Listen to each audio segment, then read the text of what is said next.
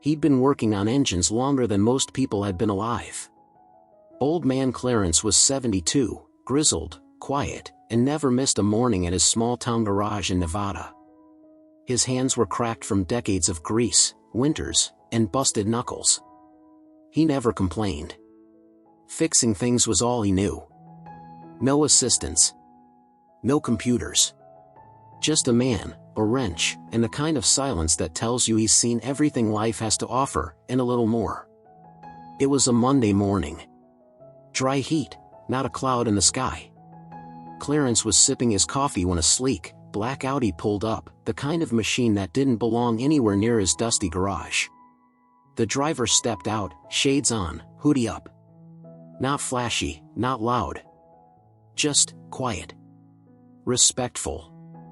"Morning, sir," the man said. "My car's making a strange ticking noise near the back. Could you take a look?" Clarence nodded without asking questions. That's how he was. You bring him a problem, he tries to fix it.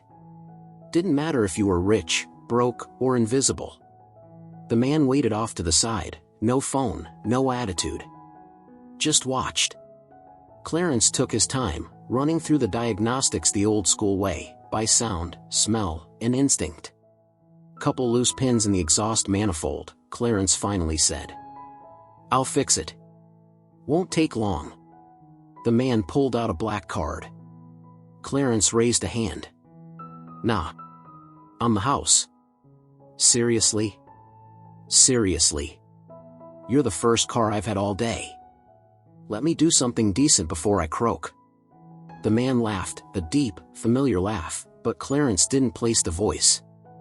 He drove off 30 minutes later, offering a handshake and a thank you. Clarence went back to his coffee like nothing happened. 3 weeks passed. Dust returned. The town went quiet again. Clarence almost forgot about the guy. Until that same Audi pulled up again. This time, 2 other vehicles followed behind, one a luxury SUV, the other a plain black sedan. 3 people stepped out. The driver was the same man. But now Clarence noticed the face. Jason Statham. The real one. Walking toward him like they'd known each other forever. Clarence blinked. "Wait a minute. You're..." "Yeah," Jason said, smiling. "I was hoping you wouldn't recognize me that day. Wanted to see what people are like when they're not performing for someone."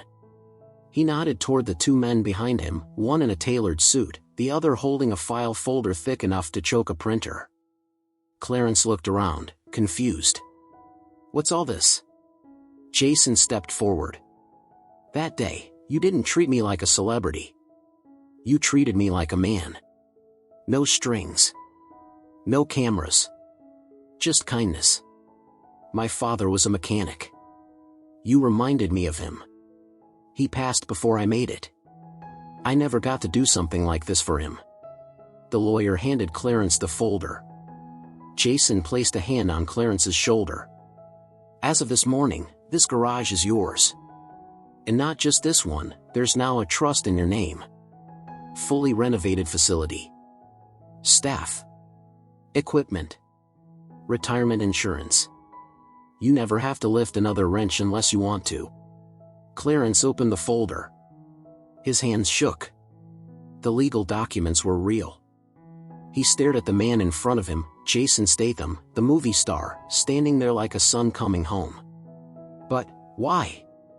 Clarence whispered. "I just fixed your car."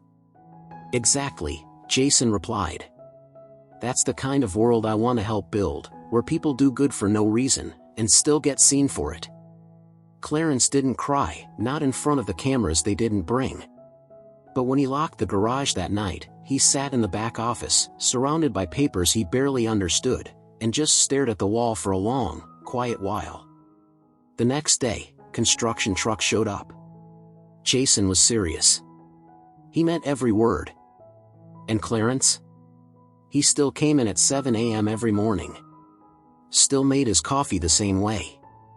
Still rolled up his sleeves. Except now, he had a team. A brand new sign over the shop read, "Clarence & Sons, EST 2024. And every now and then, Jason drops by, not for car trouble, but just to sit in the back, sip coffee, and talk about engines.